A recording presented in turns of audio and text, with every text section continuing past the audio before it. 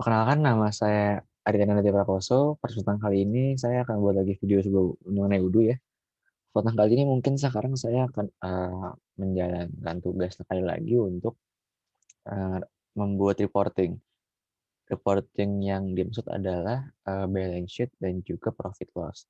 Namun pada kasusnya yaitu dari wudhu sendiri sudah punya settingannya sendiri atau sudah punya standar dari mereka sendiri. Namun, tentunya pada praktiknya di setiap negara, terutama pada kasus ini negara Indonesia, negara kita, memiliki, bentuk yang berbeda atau standar yang berbeda untuk masing-masing report tersebut, yaitu balance sheet dan juga profit and loss. Nah, di persyaratan kali ini, saya akan menjalankan tugas laporan keuangan ini, di mana data yang saya gunakan berasal dari, Pak Ahmad Daniel ya. Saya mendapatkan datanya dari situ dan juga saya akan mengikuti format yang sudah beliau buat. Kurang lebih formatnya seperti ini. Dapat dilihat ya, maaf, ini yang balance sheet-nya. Jadi kayak, sudah ada aturan sendiri pokoknya ya, berbeda sama yang punya udunya langsung. Nah, kesempatan kali ini juga karena untuk menghemat waktu, jadi saya sebenarnya sudah menjalankan ini semua, karena saya menganggap ini sebenarnya, sama kayak import master data aja, gitu. Nah, jadi gimana step by step-nya? Step by step-nya karena kita menggunakan data dari Bapak Ahmad Daniel ini, kita akan mengimpor dulu data yang akan kita gunakan, yaitu data dari Bapak Ahmad Daniel sendiri. Nah, itu datanya tuh kurang lebih ada di sini ya, 1 sampai 10 ini yang saya import, sama, ini sebagai reference yang saya gunakan sekarang. Nah, maaf yang ini. Untuk tahu detailnya sendiri, sebelumnya saya sudah pernah buat video lagi spesialnya untuk mengenai mengimport sendiri, itu lebih detail, saya satu persatu ngimportnya. Teman-teman yang nonton bisa lihat di situ kalau mau tahu detailnya. Nah, sekarang kita langsung aja ke setting untuk balance sheet dan profit loss sendiri, supaya bentuk visualnya kurang lebih jadi seperti ini. Nah, itu tuh kita harus kemana? Pertama kita harus ke accounting dulu. Kita harus ke accounting, habis itu kita ke sini, financial report, account report ya, karena kita akan ngebahas report ya di sini. Nah, setelah di sini nih, kita bisa lihat ya, di sini banyak sekali kayak report name. Kalau bingung kita bisa filter aja biar gampang. Kayak kita grup by parent report. Nah, parent report itu berarti kita nge-report berdasarkan report apa sih dia tuh. Nah, untuk kali ini kita kan pertama kita akan fokus ke balance sheet ya. Sebenarnya kita akses via ini nih sekarang, balance sheet ini. Coba kita download dulu kali sekarang ya. Entries nih kalau nggak salah di ininya ada ya. Kita langsung print aja. Ini sebenarnya yang saya akan tampilkan sudah sama dengan yang diminta sama Pak Daniel tersebut. Kita lihat dulu ya.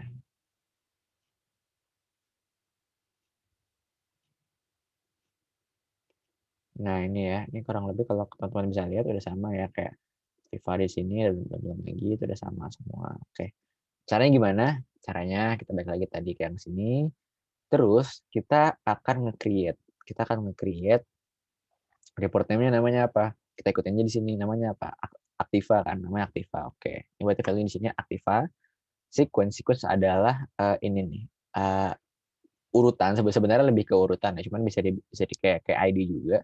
Untuk cowoknya sendiri ya, ini 10, 20, 30 ya. Sebenarnya sih lebih ke urutan aja. Ini urutan 10 itu pertama ya, urutan pertama. Di situ parent-nya dia, karena ini balance sheet, kita paling langsung balance sheet aja, ya kan. Karena Aktiva sendiri, dia kan tampil di balance sheet. Fitur view sendiri dia view yang artinya tuh dia emang nggak ada value-nya, kosong, ya, kosong. Oke. Dan habis itu kita save. Ini untuk yang Aktiva. Oke. Habis itu di Aktiva kan punya jadi sistemnya kan kayak seperti hierarki ya.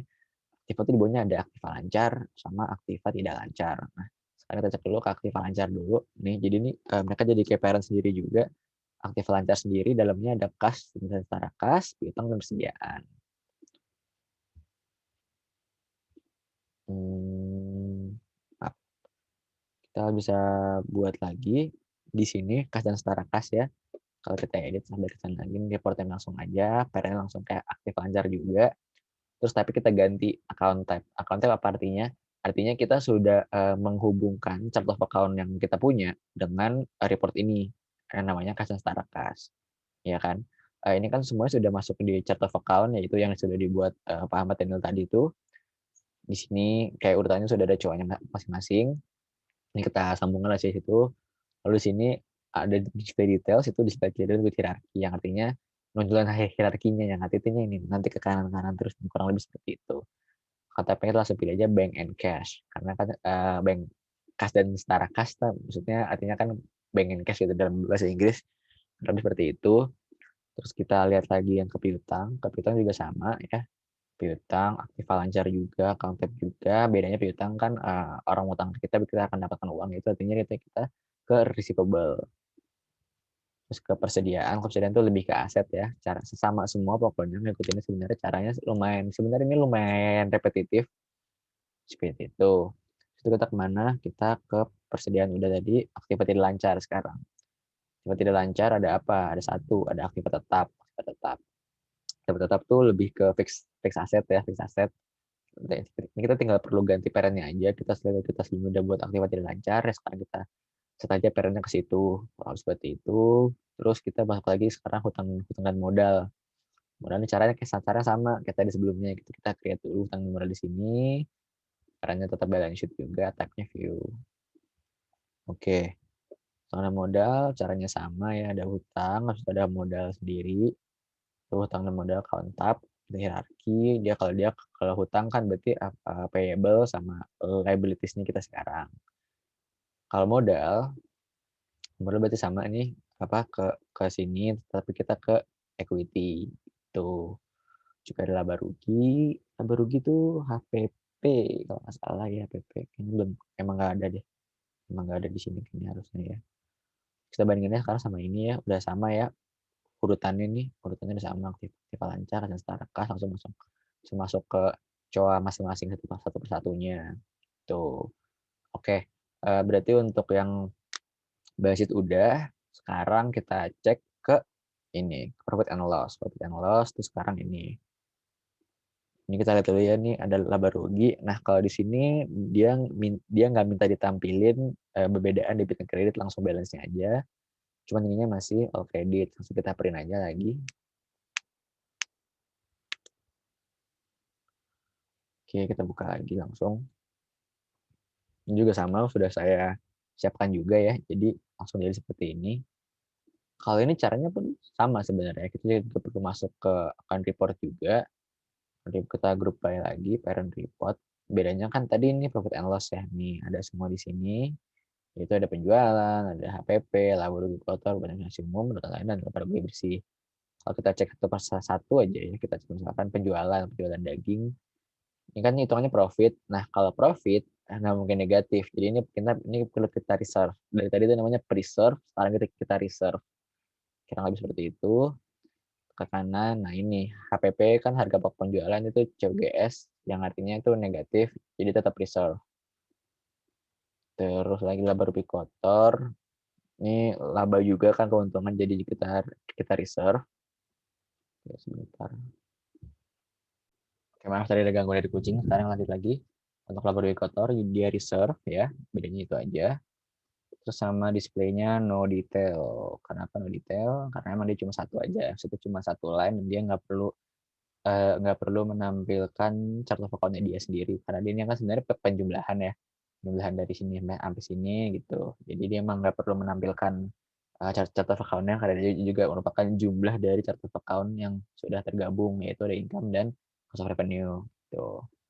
Berikutnya beban maksimum dia expense tetap reserve. Habis itu ada pendapatan lain-lain, ada income tetap reserve juga.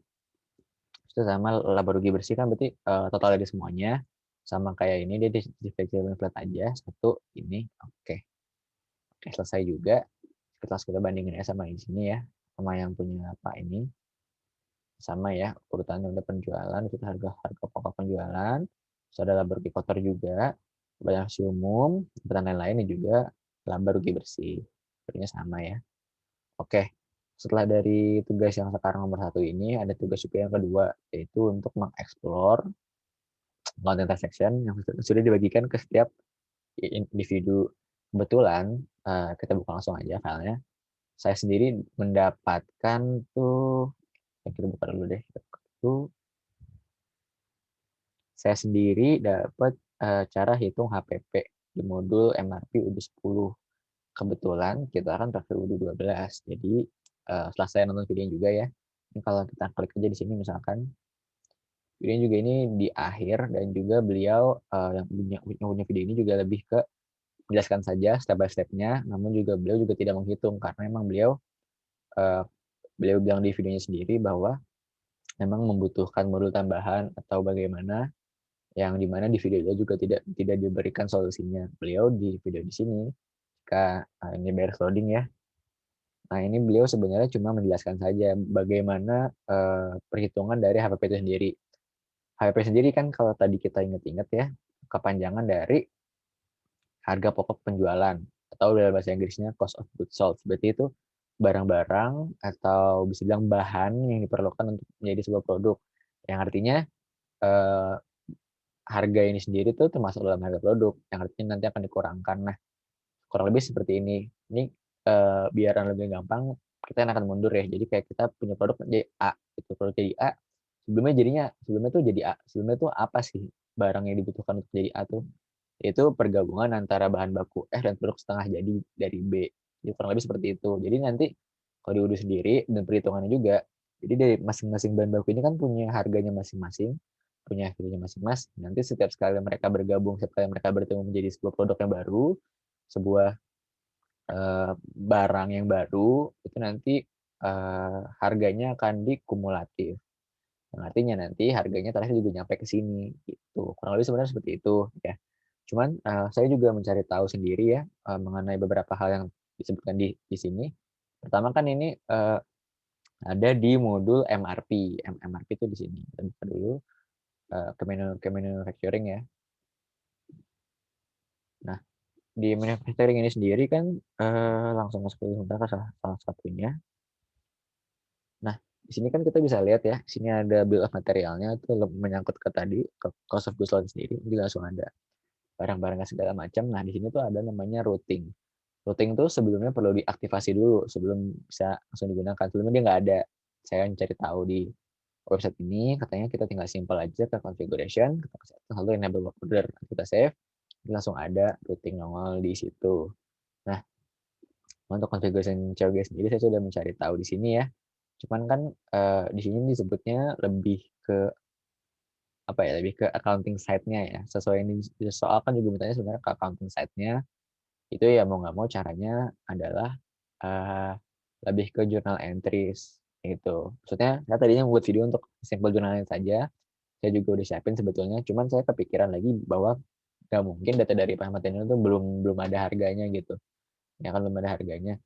Langsung cek aja nih si routing-nya. Routing itu kan kayak, sebuah prosesnya ya, kalau kita balik ke sini tadi tuh, ya routing tuh ini nih, kayak 3 barang jadi satu ini tuh namanya routing atau caranya untuk jadi satu tuh gimana gitu kan.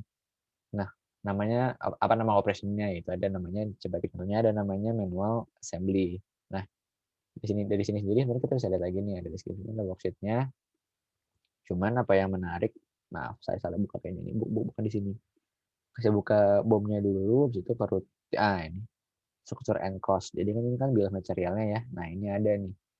Jadi untuk produk satu ini membutuhkan apa aja, membutuhkan satu 2 3 gitu. Kurang lebih seperti ini. Apa, ini yang harusnya yang bisa kita atur, cuman karena keterbatasan hal tersebut kayaknya kita belum bisa mengatur sendiri dan juga belum ada modulnya gitu. Kurang lebih sih sebenarnya seperti itu.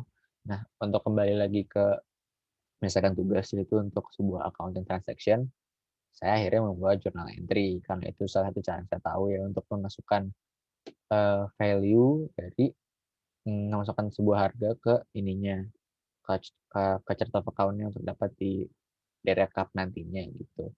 Oh salah, kita ke journal entries yang terakhir saya sebenarnya udah bikin nih di sini ada, ya ini jadi kayak simpel aja dia masukin ke penjualan daging, habis itu dimasukin juga ke HPP daging gitu. Sesimpel itu sebenarnya journal entry-nya aja. Sebenarnya sih segitu aja kurang lebih video dari saya kali ini. Mohon maaf jika saya tidak melakukannya secara langsung karena diminta membuat video juga, namun saya, percaya bahwa saya menjelaskan itu juga dapat menjelaskan tingkat kepahaman saya mengenai tugas kali ini. Saya juga nggak mau laptop saya cepat panas atau gimana, soalnya kalau Biasanya kalau sandaran wudu dan sandal ikot juga tapi cepet sering panas, ya kurang lebih seperti itu. Oke udah bener, heeh, itu udah bener juga kok, aman semua ya. Kurang lebihnya mohon maaf, jangan lupa like, comment, dan subscribe. Salam wudu. Wassalamualaikum warahmatullahi wabarakatuh.